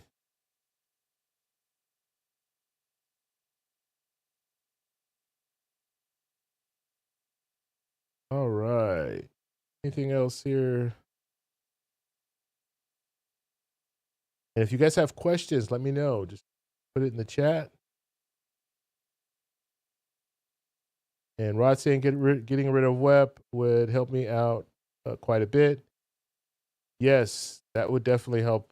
I think a lot of people who, and I had no idea, like I didn't know about WEP or GPO or anything. My whole career I'm working, didn't know anything.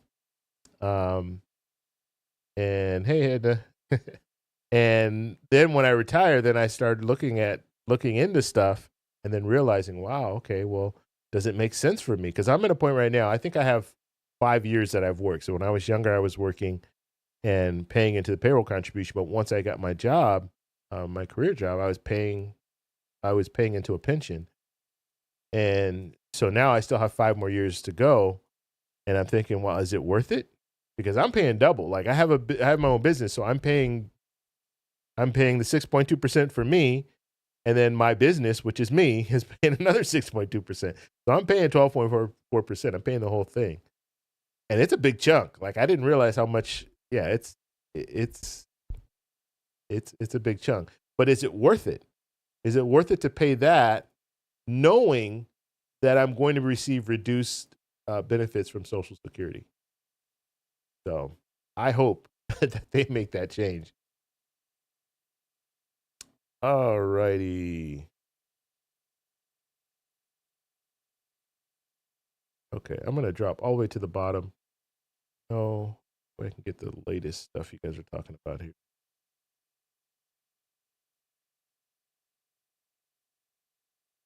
All right, Hippie is saying Social Security is unconstitutional, but the Supreme Court said otherwise. Okay, explain, elaborate on that. Why is it unconstitutional?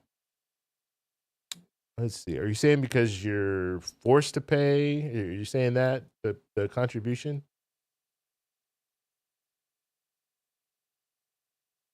Let's see.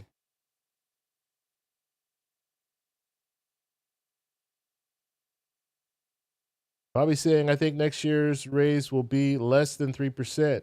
I agree with you. So you're talking about the cost of living adjustment. I completely agree with you. It's going to be probably around 2% or less. I know I read a few articles already talking about COLA. They're already anticipating COLA for next year, and they're saying that it's probably going to be less than 2%. One article said 2%, one article said 1.75%. So don't expect much when it comes to COLA for 2025.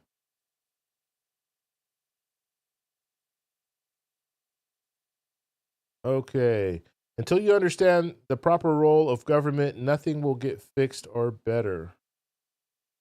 Yeah. So, well, and it's always it's always interesting when I hear the talk of government, because we have a representative democracy, which means we need to play a role in this. And we have people that go and represent us. And if they're not representing it, first off, we need to know what they're doing. Okay, and that's the problem. We have too many we have too many lawmakers out there right now. And I'm not just talking about in DC, I'm talking about just all over. Lawmakers at the state level, county level, the city level, the federal level. We have no idea what they do. A lot of us don't even know who these people are. But they're there representing us. So just think, I mean, if people don't know, if you don't know who these people are, how do you hold them accountable? And if they know that you don't know who they are, why would they do anything for you?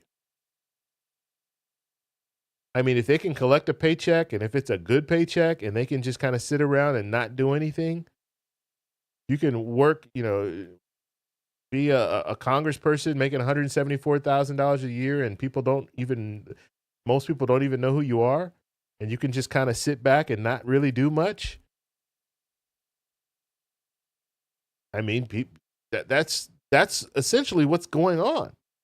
You have some people who are gung ho, some people who are out there and actually lawmakers that are doing work and that want to do work, and they like doing what they're doing. And then you have some that just aren't, and they're getting a paycheck, and they're just kind of there.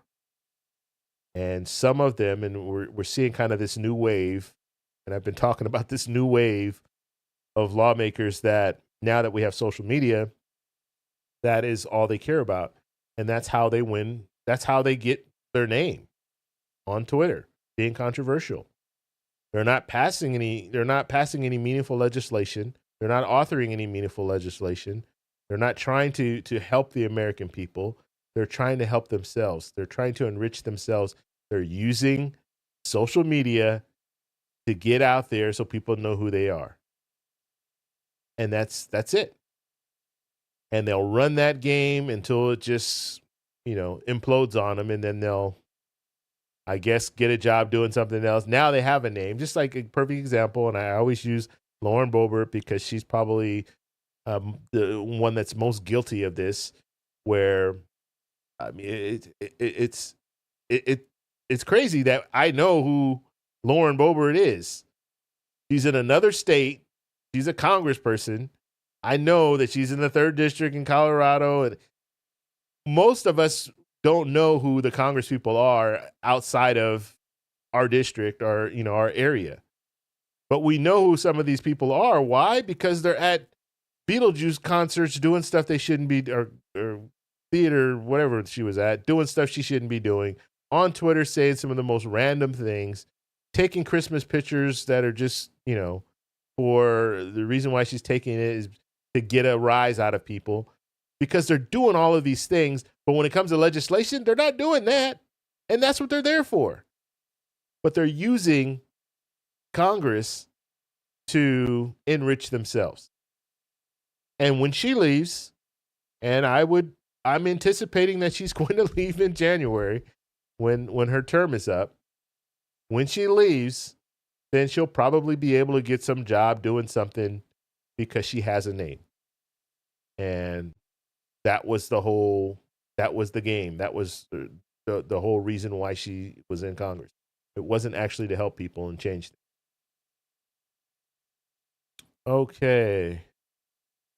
All right.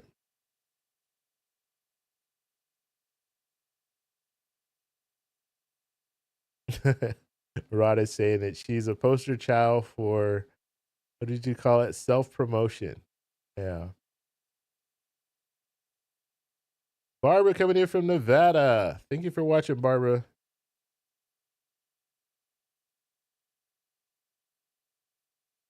It says, let's see, Bobby saying most people on Social Security would be homeless if they cut it out.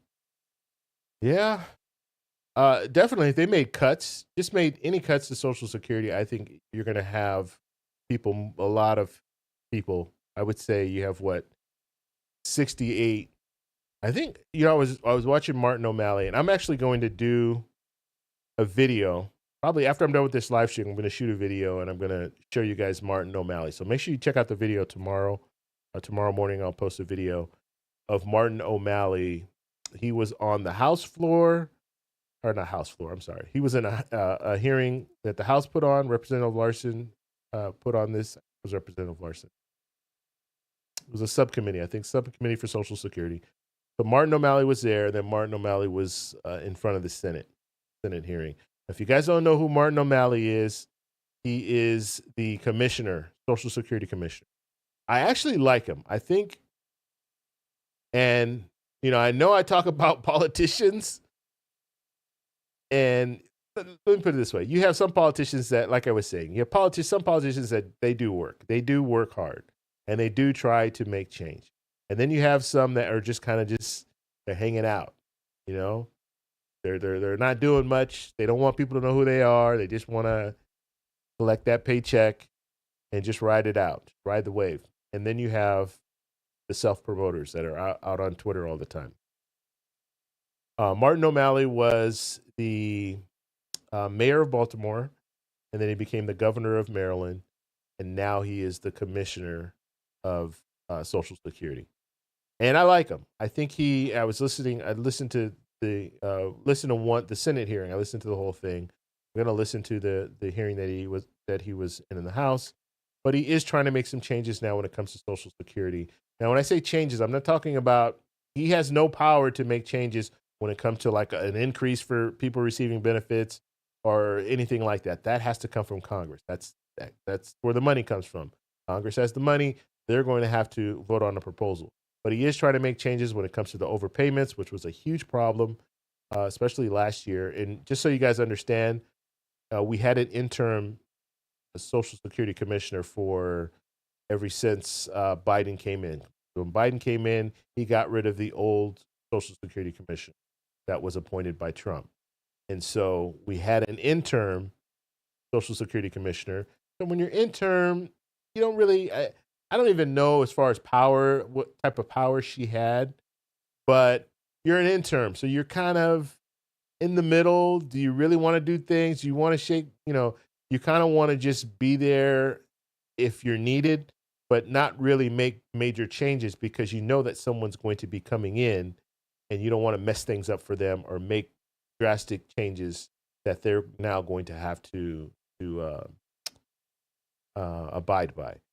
And so I think she was just kind of, not making any waves, not really making major changes. But now you have Martin O'Malley there, and now he is starting to make some of these changes.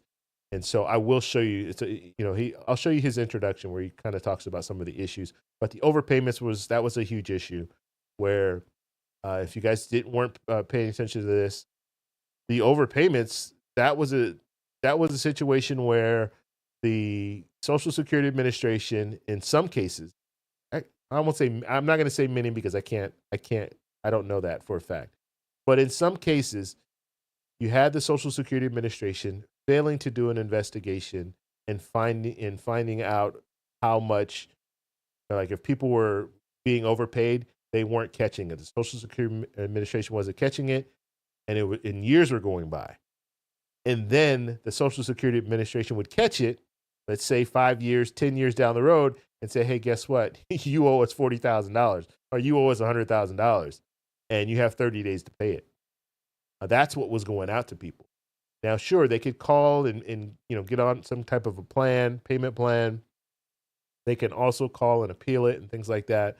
But some of these people were getting denied and they were having to pay this back. And so that's just horrible. And some people didn't respond at all. If you don't respond at all, then they start taking your benefit. And from what I'm told, just listening to the hearing too, they would take it at 100%. They were taking everything. So if you don't call and say, hey, what is this all about? Then can I set up a payment plan? If you didn't call and say that, then they were just taking everything. And so now Martin O'Malley says we've changed that. So if you don't call, they're going to take 10%. And then they will still work with you to try to bring it, make things right. And then the burden of proof goes on Social Security. So it's no longer on you to prove your case. The Social Security Administration needs to prove their case. Now, I don't know how they're going to do that. If they're going to have some type of judge that determines, if you pay it or not. I don't know how they're going to do that. But the burden of proof goes on the Social Security Administration, which I think that's the right thing to do. Because they're not following up. If you're waiting years before you catch something, that's not appropriate. That's never appropriate. Because now you're saddling these people with thousands of dollars, in some cases hundreds of thousands of dollars that they owe to the Social Security Administration. Nobody, most people are not going to be able to pay that. And so, yeah. So he talked about that. Then he also talked about call times. So we already know call times right now, I think, is about 31 minutes. So if you call to talk to someone, Social Security Administration, you're going to wait about 31 minutes before you get someone on the phone. That's crazy.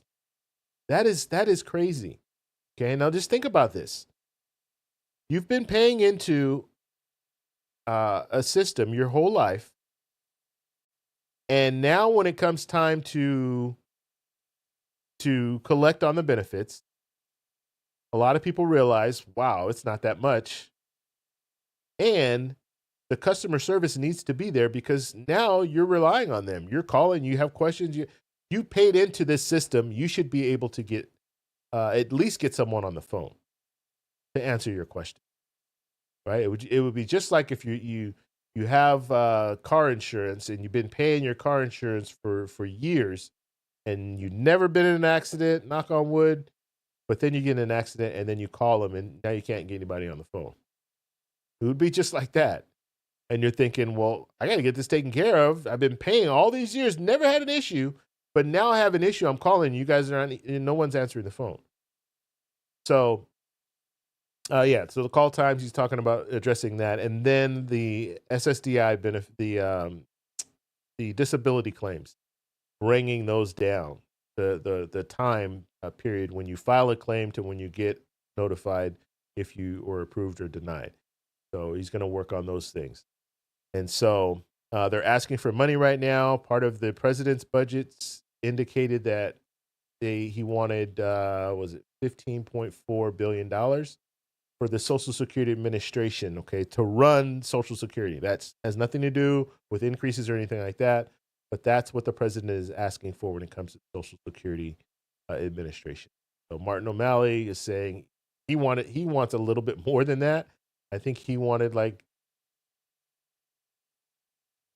just a little bit more. I don't know. I can't remember the exact number, but it was less than I'm saying less than a billion, like it's not. So maybe it was like 800 million or something that he was asking for on top of the 15. So basically putting it up to 16 billion or something like that, 16 something billion. So that's what Martin O'Malley was asking for. And then they would be able to do a little bit more because one of the major problems that they're having is they're not able to hire people. Right now, I think they're on a freeze, so they can't hire anyone. And so people are just having to do more work. And I will tell you, because I worked for county government for 21 years, and we had a lot of freezes, and it's terrible when there's a freeze and they can't hire people, and you're working, and you just have to keep taking on more and more people. I mean, you burn out fast. It's really bad. And in my situation, I was a probation officer, and that just meant that I had more people to supervise. That's basically what it meant. And it gets to the point where all you're doing, and we used to say this all the time, you're just putting out fires. And you can't really supervise the way you want to supervise. And when I say supervise, I mean going out, doing all the home calls on all your people, making sure everybody's doing the things that they should be doing. You can't really do all of that. You can do a little bit of it, but you have so many people. All you're doing, you're spending all your time putting out fires. Oh, so-and-so got arrested. Okay, I got to write a probation violation on that person. Or this person got arrested. I got to, or this person's having issues with the family and, or this person had contact with a police officer. All this stuff, I'm just putting out fires. So I'm not able to address some of the needs. This person is, struggling with a drug addiction. Let me get this person into treatment. Let me do this for this person. It's hard to do that because if you have so many people that you're on your caseload, all you're doing is putting out fires. And so it burns you out.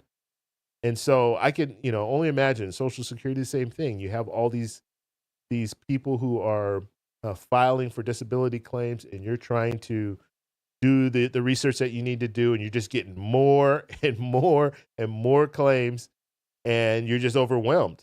And you just come in and then you get to a point where you can't physically do the work because you don't have the time. And then what that does is that puts you in a situation where you want to quit, and I'm sure that that's part of the issue with Social Security with the employees. Some of them, we can only do so much. And even in my job, it was the same thing. I never got to the point where I wanted to quit, but there were people that did quit because it's just like, it's too much. It's not worth it.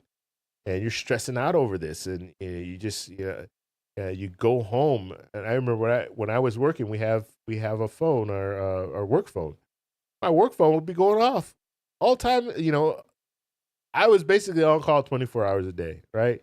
Because and I always had to have that phone because if one of my guys got in trouble, I'm getting a phone call from a police officer saying, "Hey, I got your guy here. What do you want me to do with him?" And so I had to answer that phone. And yeah, some people just got burned out. They couldn't do it, and they just said, "You know what? I'm hanging it up. I can't do this." And so I can imagine the Social Security the same way. They're in a situation where they're taking on so much, they're just like, I can't do it anymore. So they want to start aggressively hiring people, and so they need money to do that. And that's going to help everyone. If you hire more people, then now you have more people to take care of the disability claims as well as just answer the phone when you call. All right. All right, guys. Wheesh. That was long. All right, we're gonna try the Zoom call another day. I don't see anyone in the Zoom, but yeah, I definitely want to start doing this. So need some participation. So when you guys now know that you can come on the show, okay? And so just in the future, think about that. Thursday, I'll be putting out a live stream, and just think, hey, maybe I want to come on and say something. Even if you're just coming on and say hello, I like your show, I like what you're doing, all of that. You don't have to come on with like I got questions or I want to talk about this, or you don't have to do that. You can just come on and say hello. So we'll make it very, very informal. But yeah, I really want to start pushing that because I like the interaction of a live stream. It makes it it gets old when you are just talking, when you're just talking, when I'm just talking to a camera and there's I can't talk to someone on the other end. When I do live streams, I can talk to you guys. I see you in the chat. You guys are asking questions. You guys are making statements. I can address them right there. I like that interaction. And so I want to take it a step further, and taking it a step further is actually having people on the show. And so that's where I want to get to. Okay. All right. Any other questions or anything like that you guys have? And let's see. For Senator of California, our president. Okay. Okay. That's Brandon saying that. It would be tough. It would be very tough. Like we have the Senate race open right now, but you see how um what is it? Adam Schiff. Adam Schiff and I'll go over this just briefly, the California politics. So we all know California is a blue state, right? Democrats going to win the Senate. We know that, right? So you have the open seat that was left by Feinstein. And so you had Adam Schiff running, you had Katie Porter, and you had, I can't remember her name. You had a few people running. I can't remember her name. I just remember Steve Garvey. Steve Garvey was the Republican that was running. But this is how things get. Now, I can't confirm this, but I am saying that Katie Porter is putting this out there. Basically, Adam Schiff helped Steve Garvey come in second. So there are a variety of different ways you can help someone. You can have different PACs put out some favorable commercials for the person, get their name out there. But what Adam Schiff was doing is Adam Schiff didn't want to run against another Democrat in the general election. He wanted to run against a Republican because he's going to win, right? He's going to beat Steve Garvey. And so he propped up Steve Garvey, and that way he would assure himself a win. And so Katie Porter was really upset about that because the party kind of turned their back on her. And she's a Democrat, Adam Schiff's a Democrat, and then Steve Garvey is a Republican. And so they were wanting the matchup to be Adam Schiff against Steve Garvey. Now, I will say, because I was a campaign manager this was years ago. for an assembly race, so our legislature in California, and I saw firsthand the Democratic Party do that to the lady that I was trying to help win, where they weren't giving her funding, and so she was the uh, we were going to the general election, and she was the on the Democratic ticket, but they weren't helping her financially. And what the party will do is they will come in a lot of situations and provide funding, provide canvassers, provide a lot of stuff for you, uh, so you can win. But they wouldn't do that for her. They looked at that race as she has no shot of winning. And so it's really hard in situations like that, where especially when you see it firsthand, it's like, wow, that's pretty brutal. You just giving up, you just give up on that person. Uh, and I think, and in my opinion, we had a realistic chance of winning, or at least being competitive. And the person that she was running against had a lot of baggage, a lot of negative stuff going on. He probably would not have won in this day and age, with the internet the way it is now, because there's so much information out there and it's free. Like, I can get information out free. I can come on YouTube. I can put a commercial together and put it out on YouTube. It doesn't cost me any money, right? It costs me money to do the edits, but especially like me, I know how to edit. I can put my own video together and put it out there. So in this day and age, he probably wouldn't have won because he had a lot of baggage, and it just wasn't getting out there because we didn't have the money to get that information. Okay. Let's see. Hippie is saying, all I need is an email to contact you. So are you asking for my email? That on? And you know what, I'll just write it down here. Yeah, so if you guys want to email me, you can. So if you have something that you want to say,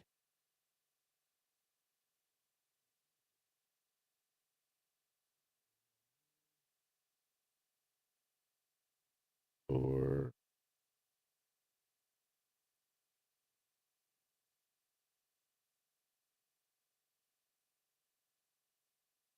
all right. So that's my email. Um, so if you guys have questions, or if you want to send me, what people do a lot is they'll send me a clip. I did have someone send me the letter. They sent a letter to President Biden about Social Security reform. I'm gonna look over. I looked over the letter. I read the letter, and I'm almost positive. I have to go back and look at my letter. I'm almost positive it was the same exact letter, word for word. Okay, now this happened before too. Someone else sent me a letter from President Biden. It was the same exact letter, word for word. So it was almost like, or it's not even almost like, what they're doing is they're seeing, oh, this is about Social Security. Okay, we're just gonna send that Social Security letter out. Same exact letter. So I'm gonna look at it. I will update you guys on that, especially if it was the same one. That's just that's just terrible.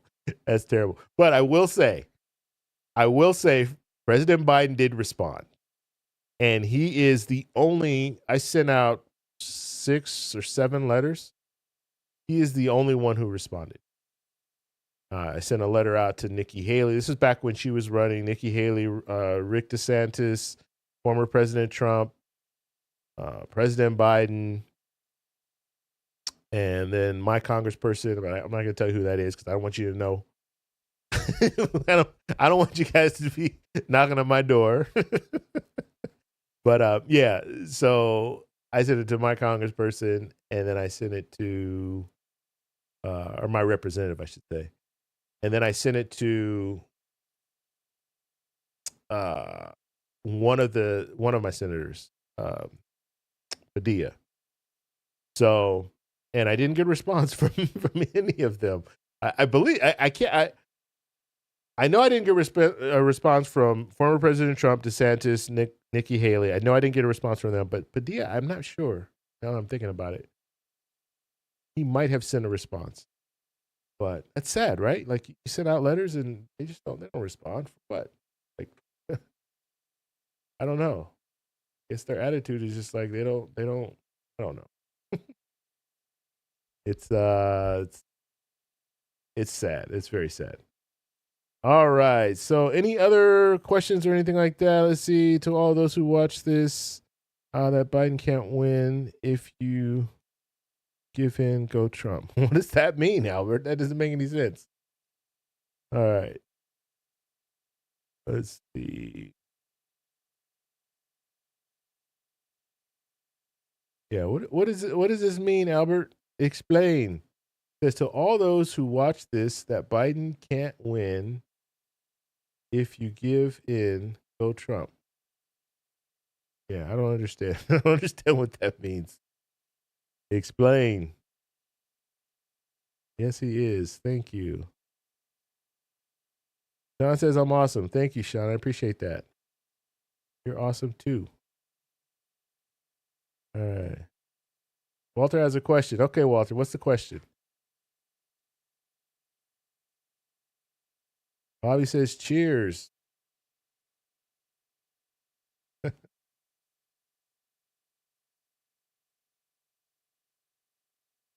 A better country. Okay, all right. That still doesn't make sense. I don't understand. I just don't understand. And I just saw this ad and it's just fresh in my mind, but I saw an ad that um and actually what's her name, Brit, or the response to the national, or the response to the State of the Union. She actually mentioned this too, but I think former President Trump actually tweeted this. Are you better off now than you were 4 years ago? Are you better off now than, I think Brit said, are you better off now than you were 3 years ago? And I am better off now, and I think most of us would say we're better off now than we were 3 and 4 years ago, because 4 years ago we were in the middle of a pandemic, and things were not good. In my opinion, things weren't good. People were losing their jobs. Um, we were locked down. I mean, in California, we kind of had this is in 2020. Okay. So this is in the Trump administration, but the suggestion was to stay home unless you absolutely have to, just go to the grocery store. But they were shutting down, like, you couldn't do a lot of activities and go to places where there were large groups of people.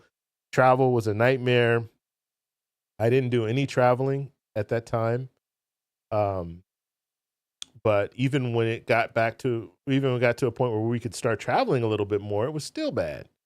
And you had to have, the vaccinations. You had to bring the card around everywhere you went. In some places, you had to have the card just to get into, certain establishments. It was bad. So 4 years ago, yeah, I'm better off now than I was 4 years ago. Absolutely. And then even 3 years ago, in 2021. So, and that was, that was when Biden was there. I'd say we're better off than we were then. Now, the real inflation is the only thing that really impacted, I think, the vast majority of us, and that was in 2022. But we've come away from that now, and inflation is going down, and so I think we're going to start feeling that more as time goes. So maybe this summer things will be even better, and then, of course, election time is probably, October, November. Things are probably going to be real rosy. Well, I shouldn't say that, but um, because I truly don't believe presidents they don't have a real big impact on our economy, and so that's just my opinion. It's you don't really have an impact if you don't really have the power to make the economy go up or down. You don't have the impact. I mean, the president is very limited in what they can do. They need Congress in order to move legislation, to move money. They need Congress. Okay, and that's what could really help our economy. You have tax cuts, or if you have influx of money coming in, and things like that, that helps our economy. Stimulus checks back in 2020 and in 2021. That helped our economy. It helped it a little too much. And I'm not just stimulus checks, but really, I won't even say stimulus checks helped a little bit, but what really helped was the PPP money. That really helped because businesses were getting all this money, influx of money, and they were out there spending and buying a bunch of things. Um, and then people were getting stimulus checks, they were going out and spending, and then guess what? Inflation happens because now we have money and we're spending, and companies are looking at that and they're saying, "Oh, you have money? Okay, well, we're going to raise those prices up." The demand for products are going up because people have money to spend. So we're going to raise those prices up, and that's how we got inflation. That, and then we had supply chain issues because of the pandemic. We weren't getting products the way that we had in the past, and so we had limited supply of products, and that drives prices up as well. So there are a lot of different factors, but I would say I'm better off than I was 4 years ago, and I'm better off than I was 3 years ago. Okay. They gave 3 options and rejected 2, and the third one was to cut Social Security. So Walter's saying, yes, absolutely, that's it. You got it. You hit the nail on the head. So yeah, they give you 3 options. They say these are the three issues that we're looking at. They say these 2 options are not good, but guess what? We can raise the full retirement age and we can make some little modest adjustments to Social Security. And if you're a senior, you don't have to worry about it. But if you're not a senior, watch your wallet. All right. Julio from Spanish Harlem. Thank you for stopping by, Julio. All right. Okay, guys. So we got a stimulus check question. For stimulus check, yeah, it's not going to happen. It's not going to happen. You know, we just saw our latest numbers, CPI number, and then we were looking at the Federal Reserve, and the plan was this year to drop interest rates because they've been hiking up interest rates to cool off our economy. And then the plan was that we were going to drop interest rates to get people to stimulate the economy a little bit more. So you can get out, buy more houses, buy cars. Businesses would take out more loans to buy things for the business. But we're not seeing inflation. It kind of flatlined, and now it's on an uptick. So month to month, we're seeing a slight increase, and so they need to do something about that. So that's going to be an issue, and I think there are a lot of people. I know people that are waiting right now. They want to buy a house, but they're waiting, and they're waiting for the interest rates to drop. But the only problem is there are not too many people selling houses right now. I always look in my neighborhood. I'm always looking.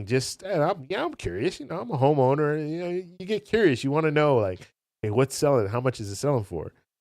So I'm always looking, and I always go on a walk every morning. And every once in a while, I'll see a sign up. I remember a couple of years ago, I saw signs up all the time. Now, very rarely do I see a sign, a for sale sign. People are not selling. And so prices are staying about the same. They haven't really gone down in my neighborhood. But there's people just aren't selling. And the main reason why is why sell your house? Like, I mean, you're going to sell your house and then buy another house and then get into a high interest rate. Like, why would you do it? It's more beneficial just to wait it out if you can. So that's what people are doing. Okay. All right, last question. Rod, is that a question or a statement? Let's see. The only way to get the 2100 Act passed is to vote blue up and down the ballot. All right. And we have a new member. You guys know that we have membership? I don't talk about it enough. I have to get a routine. I think I'm going to need to put like these little Post-its or something on. So I'll remember to say, hey, hit the like button. I would appreciate that. Just like now. Hit the like button. If you guys haven't hit the like button, you're in here, hit the like button, please. It does help. It helps out. It's free. And then memberships. Okay, now I want to talk about memberships now that I'm reminded because someone signed up as a member. So I have 2 tiers for members. This is something that is totally, you don't have to do this, okay? Nothing will change. And I want to make sure that I make this clear because anytime I talk about memberships, I always get some people in the comments that will say, "Oh my God, I can't believe you're doing memberships, so you're not going to be putting out the content." I'm putting out the same content. Every day I put out a video, at least one video for you guys, okay? Every day. And then I'm doing live streams on Thursdays. That will not change. That is what I'm doing right now. But when it comes to memberships, I plan to add additional things. Okay. I'll probably do another, well, not probably, I will do another live stream. So I'm going to have a live stream, but it's going to be for members. And that live stream will be very informal. It'll just be like, hey, we're hanging out. And what I do, just so you guys kind of know what my routine is in the morning, sometimes I'll shoot a video the night before. So I'll have that video already done. And then in the morning, I kind of sit down, sometimes I'll drink tea, but I don't drink coffee anymore. I stopped doing that. But I'll sit down and I'll kind of look at the news and see what's going on. So that will be my time to do a live stream for members where it's just like, hey, we're sitting and watching the news. We're talking about some of the things that are going on in the news. And then I'm always thinking of, okay, what kind of video can I put out my next video? So I'm doing research pretty much throughout the day. And then at night, I will shoot a video. And either I'll shoot the video at night or early in the morning, I'll shoot the video. But I'm doing research throughout the day. And so it'll just be a time where I can just go on a live stream and it'll be for members and you guys can just, chat with me. And then it'll be just like this, but it'll be for members. So that's the only thing that I'm going to change. Okay. And then other than that, of course, if you're a member, then you're going to get different little badges and emojis and things like that you'll have for being a member. And so I'm really starting to push that. And the reason why is because I'm doing more live streams. And it's a way to support the live stream. So if you guys don't know, there are different ways to support live streams. I don't ask you for anything. Okay, I'm not asking you to give me a super chat or anything like that. But live streams, generally, they do not perform the same way that a regular what they call long form video. So if I put out a regular video, it performs differently than if I do a live stream. Live streams, YouTube will promote the video up front. So before I do the live stream, when I announce it, YouTube is promoting that live stream. And then when I'm on the live stream, YouTube is promoting it because you'll see like a little thing, it'll say that I'm live. So you'll see, you click on that. And then once the live stream is done, YouTube doesn't really promote it anymore. So it generally doesn't get the same amount of views as a long form video. Okay. And I'll go even a step further. You guys are getting all the juice today. When it comes to the monetization, when it comes to the amounts, the reason why live streams have super chats is because they generally do not collect the same type of advertisement revenue. Okay. So as a long form video, it collects more it's more advertiser friendly, long form video. When I say long form, I just mean a regular video. Live streams aren't as advertiser friendly, although they are starting to change things where they're putting ads in the middle of live streams, which I think is kind of weird. But anyway, giving you guys all the information. But that is basically the reason why memberships are good for live streams, because you have people that are members and that helps support the live stream. Okay. All right. But it's not necessary, but I do appreciate it. So Donald, I appreciate you. Thank you. I appreciate that. And anytime he comes on, I will know that he's a member because of the badge that he has when he comes on. You guys can see it right there. It's a little, it's a bronze TEC medallion. And then as you remember for longer and longer, so after 1 month and it changes, after 2 months and it changes, and then after 6 months, then it changes. And you move up with the medallions, change to different. Okay. All right. Okay. Anything else? Any other questions, comments, concerns? Enjoy. Thank you, Tammy. I appreciate that. Yes, please hit the like button. All right, guys. So next week, Thursday, we'll be doing another live stream. And if there's anything significant that happens, I'm always thinking about, oh, I can jump on and do a live stream. And I think what I might start doing too is do some quick live streams. So they don't have to be like we were on. What is our time here? Yeah, 2 hours, over 2 hours. Yeah. So we were on for over 2 hours. Normally, and we're on for over 2 hours. Normally, I'm kind of trying to at my sweet spot is like an hour to hour and a half. But I'm even thinking about doing like a 30-minute live stream where it's just some news that I want to get out and show you. Hey, look, this is what just happened. Let's talk about it. So I'm also planning on doing that. And now that I have everything set up, I got my whole thing set up, my studio set up, so I can just get out and turn it on and start recording. Okay. All right, guys. So thank you guys all for being here. I really appreciate it. Donald, thank you again for becoming a member. And I will talk to you guys next Thursday for sure. But check out my video tomorrow, Martin O'Malley. I'll be showing you a clip of him, and we'll be talking about that as well.